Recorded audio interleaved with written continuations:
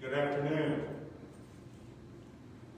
My name is Chris. I'm the Historic Site Manager at the Ohio Statehouse. I am so glad that you've joined us today. And for those that have been joining us each day this week, welcome back to our virtual tours, part of the Open Doors program.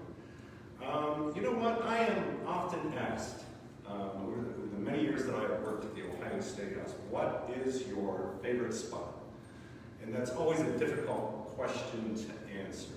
I have lots of favorite spots, but you know, if there was one particular spot that I'm always curious about or that I'd love to come into, it is the Cupola.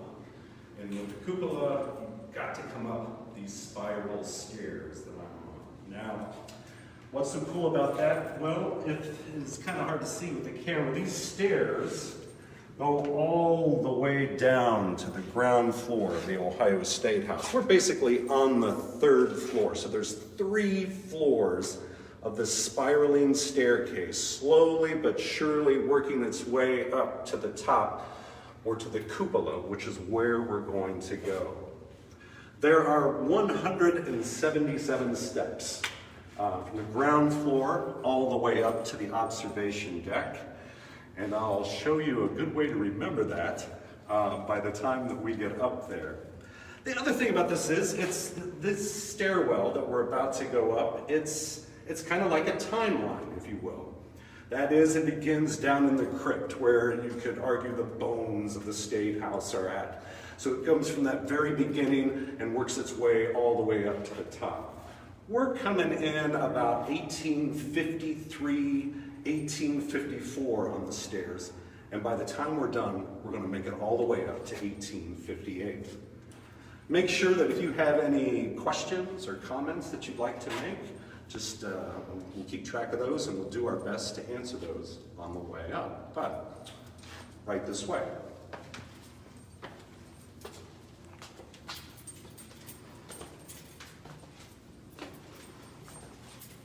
One of the things that you'll learn about the construction of the Ohio Statehouse is that prison laborers were used to help build this new Ohio Statehouse. One of the reasons the former governor came up with the idea because the prisoners had helped build the Central Ohio Lunatic Asylum, so they had some skills with dressing stone. And Dana, I don't know if you can do it or not, but try to get a look at these stones on the wall that we're going up. And if you look closely, hopefully those at home, you can see how the stones were dressed prior to placement. Usually about 80 to 100 men were marched over every day to help with the construction of the Ohio Statehouse. And I'd also like to point out that this was the mid-19th century, so it's the age of steam.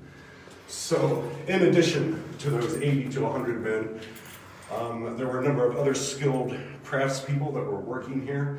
They also had steam engines at the time, steam-powered cranes to help lift the block into place, and even water saws to help cut through the stone. Still, a massive undertaking. And in fact, those same prisoners, if you can get a good shot, straight up here, they put in this dome ceiling that's made out of brick. They actually made the bricks on site. All right, continue on. So, let's say we're getting up to about 1855, 1856. We've spun out, if you will, on the spiral staircase, and we're about to go into this very narrow spot. It's about 24 inches across, and truly only one person at a time can go up these steps. Right this way.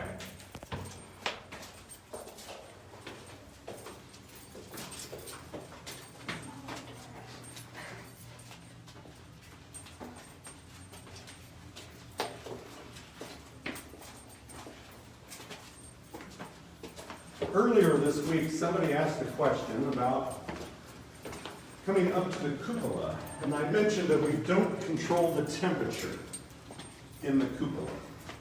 And for those of us that are on the stairs today, I'm sure you'll all agree the temperature is starting to rise as we get to this first floor of windows.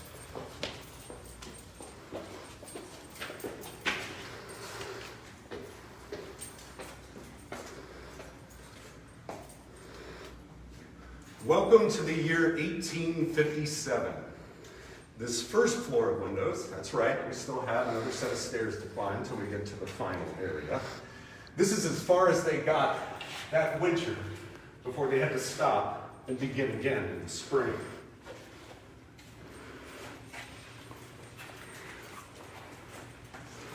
You get a shot out to your left. Dana, of course, will see the west side of the Capitol. The west side, also known as the front lawn, or front porch, if you will, of the Ohio Statehouse. That's the William McKinley Monument. It's down there in front. Also, if you look down, you can see the roof of the Ohio Statehouse. That original roof was 250 tons of wood, iron rafters, and a copper top. There are some amazing pictures of the Ohio Statehouse when it was first completed in 1861, but even though they're black and white, you can see, among other things, that copper top. And over the years, as the Statehouse changed to a degree, I think we talked earlier this week how it was originally designed for 53 rooms, and then over the years those rooms grew to 317. The original 3 floors in some areas became as many as 9. We went through a renovation from the late 80s to the mid-1990s, and part of that renovation was to put a copper top back on the roof of the Ohio Statehouse. This is what makes it such a good reconstructed state capitol. Chris, we have a question about the writing on the walls. Who wrote on the walls here? Ah, you noticed that, huh?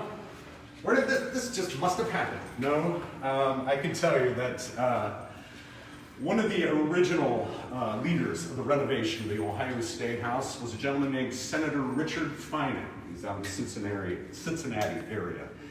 He led the renovation. It was a bipartisan effort. And part of that renovation, of course, was the Cupola, where we're at now. And it was far enough along that, as I recall, in 1994, he started letting folks come up here and signing their names. So sometimes to this day, we will have legislators that request that we bring groups up, like school groups, for example. We've brought up a lot of volleyball champs, state high school girls track champions, football players, you name it, have come up here and they've been able to sign their name. We kind of hinted at this, no, that was on a different day, didn't we? But one of the things, it's an old tradition, believe it or not, to sign cupolas.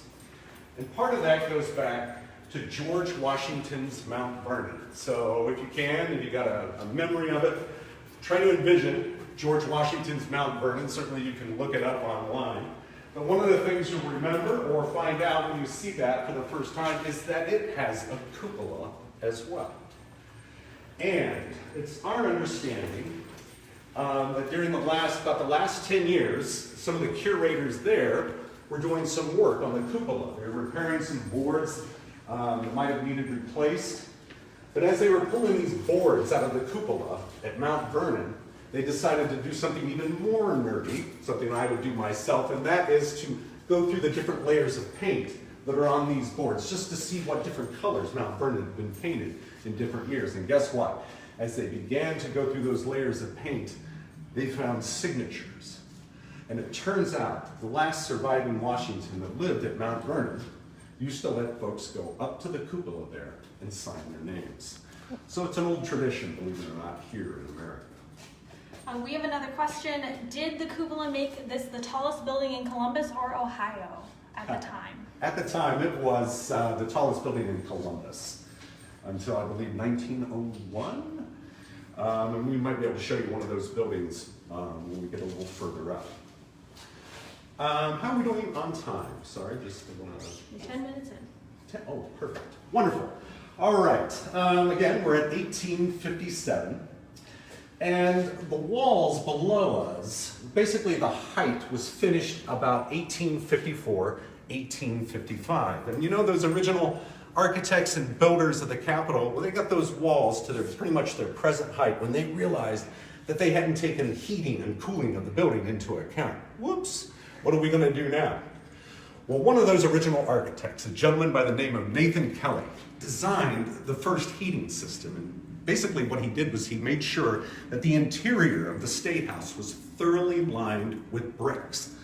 And he left a gap between the brick and the stone in which he placed steam pipes and flues that were to convey heated air up through the walls, vent into the different rooms, and heat the Capitol. But to carry away that waste gas and steam, he put in 2 ventilating stacks on the east side of the Statehouse. And those ventilating stacks can still be seen today. If you look out there, you will see one of them. Just like the rest of the Ohio Statehouse, the stacks are made out of Ohio limestone, or Columbus limestone. But the state geologist calls that stone on top, the cap, calls that lamb's wool. If you use your imagination and you think of a woolly lamb, you can see where that name comes from. But what that tells us geologically is that stone came from closer to the surface. It was used for decorative caps and stairs. The stuff that's in the big columns that go around the Ohio Statehouse comes from much deeper down, like 150 to 175 feet. Well, we are getting close to the top now. And you know, we wondered when they cut off access to the cupola. And it was back in the early 1920s. In fact, we found an old newspaper reference that said something to the effect that if you've ever traveled to Columbus and climbed the last 20 wooden rickety stairs to get to the observation deck, you understand why we're cutting off access. Well, my friends, we are about to climb those same 20 wooden rickety stairs.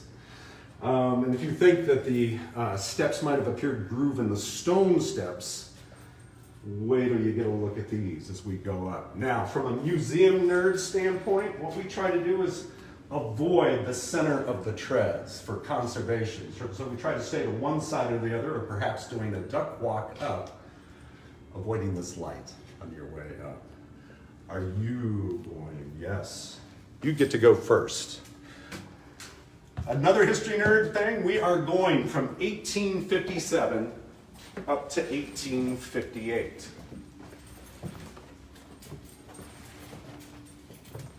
And the temperature is rising.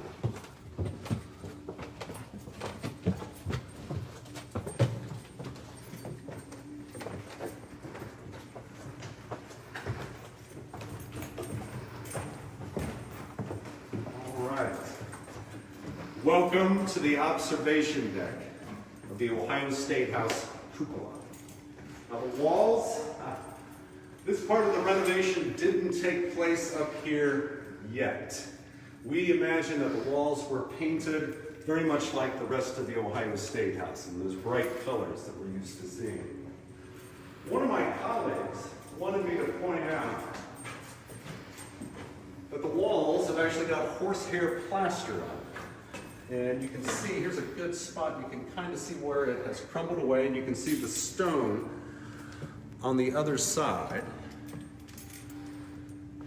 So part of this renovation is still yet to continue up here. Now, the oldest graffiti that you'll find, and again, you'll see these signatures on the wall, and you won't find anything on this wall older than 1994. But you will find some very old graffiti carved onto the benches, and all this was put up here long before the renovation. The oldest one that we found is right here. You'll see that J. Cook carved his or her name in the year 1870. Now there's got to be some that are older. Again, folks have at least been able to come up here since 1861. Some might argue earlier. We know that the legislature moved into this area in 1857. Now, let's get a look out the windows if we can. And somebody asked earlier about the Statehouse and whether it was the tallest building. And it was indeed the tallest building in Columbus until 1901. And yes, Danny, you are scanning over. You can see the set of buildings on the other side. That was, I believe it is the one in the middle, isn't it? Mm-hmm. That knocked us out in 1901. The one next to it today, it's known as the 8 on the Square building. I guess there was a little bit of a race at that time to get a little bit higher and higher. But until 1901, if you will, the Ohio Statehouse was the tallest building in Columbus. And this was a very popular destination, believe it or not, for visitors to come in. Not only to enjoy the building and its architecture, but also to look out over the countryside. I don't know what it's like where you're from, and I'm speaking to our viewers at home, but I live just outside of Lancaster, in the foothills of the Appalachia. And it rolls down there. The hills go up and down. But up here in Columbus, and I'm meaning no disrespect, it's as flat as a pancake. And again, if you look out through the window into the distance between those two buildings, Dana, you're doing a magnificent job. Yes, if you look between those two buildings, you can get an idea of what the view used to be like up here. And what's so cool is you don't just have to stand here at this one spot. The cupola is 75 feet roughly in diameter, and you can walk all the way around it. In fact, let's make sure everybody gets to walk all the way around. Questions? Comments? Right this way.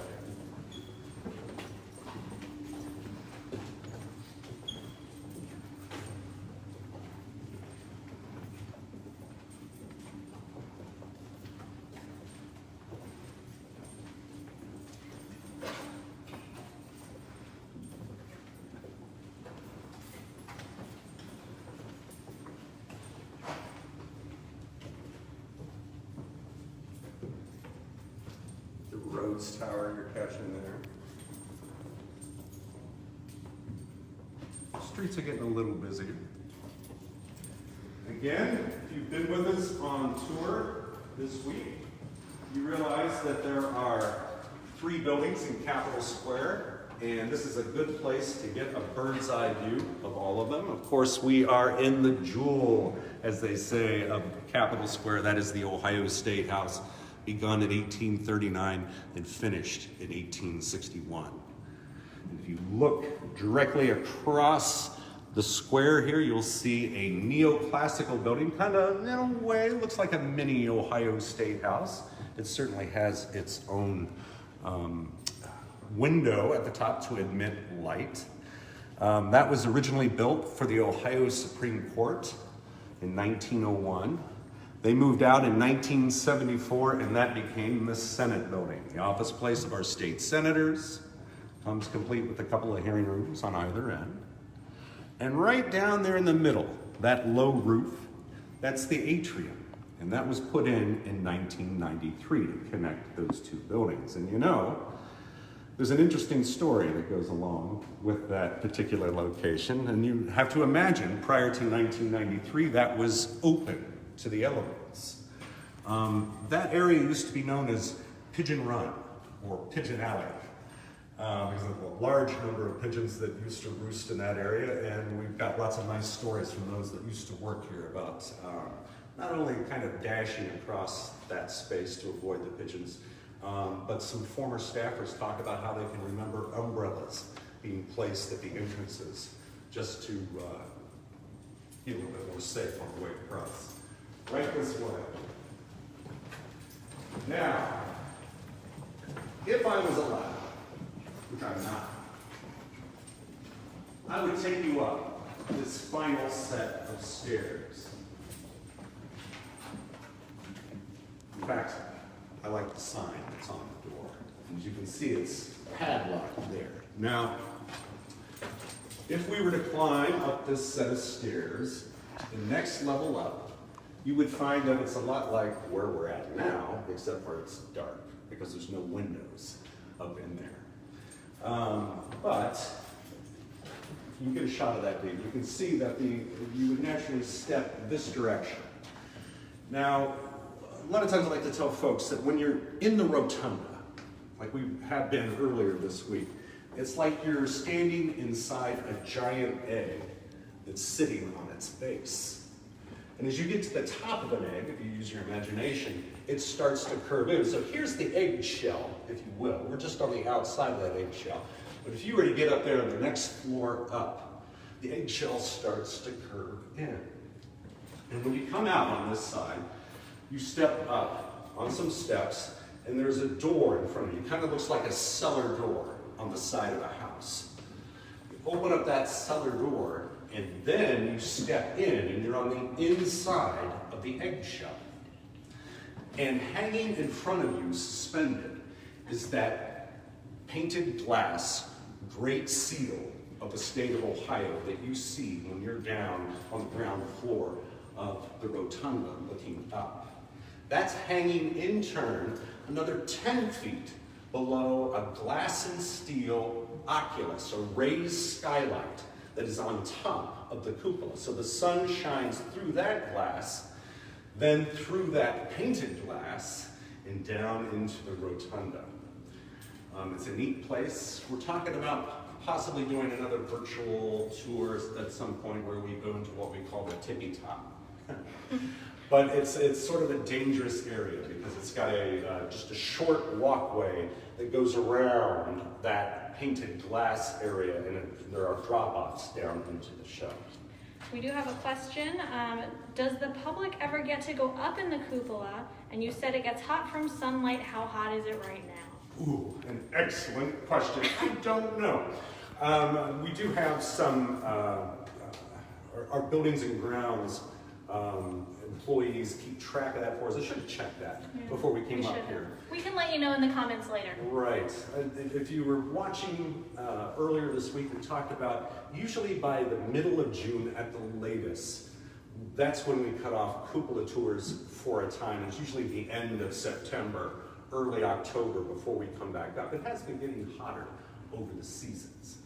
But one of the highest temperature I can remember temperature reading was 110 degrees in early June. I've broken a sweat, but that might just be because I'm nervous. But it does feel a little warm up here. Yes, the public can come up here, but again, there's policies and rules that go along with that, and mainly what it is, you would need to get in touch with your legislator. The building tenants, the official building tenants of the Capitol are the ones that are allowed to make that request. Even I can't say yes or no whether or not we can go. But if I get a request from a legislator that's got a group that wants to come up here, we will make that happen. We like to limit group size to 15, 20 at the most. And with the current pandemic situation that's going on, we might want to hold off on that even for a time, but it's going to get better. But yes, the public can get up here, but there's just some conditions that go along with that. This one.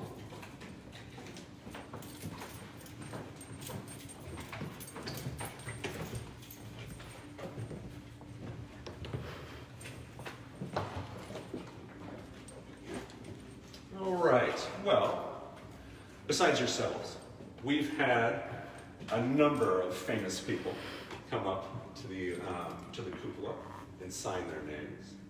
Here's one that some of our visitors may know, and I'm going to point up here, Dana, and see if you could swing up here and catch that name. It's a real big fancy one. That's Boomer Esiason, former quarterback for the Cincinnati Bengals. He was up here.